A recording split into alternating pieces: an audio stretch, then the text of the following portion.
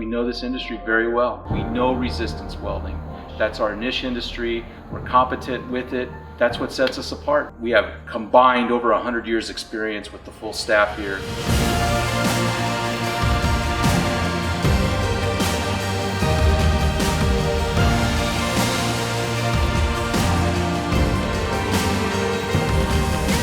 So we treat our customers like they're the only customer. We treat them with white gloves. We take it all the way through the process. Whether it's buying an electrode, purchasing a machine, if there's a technical question, we answer all the technical questions. We know resistance welding.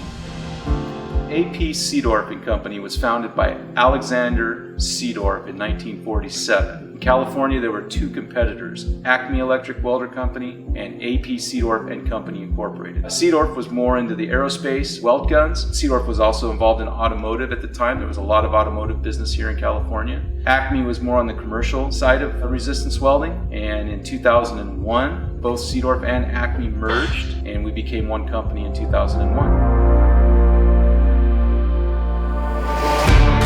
At Seedorff Acme Corp, our quality is second to none. It's excellent, and we strive for perfect parts. The workmanship on our equipment is evident.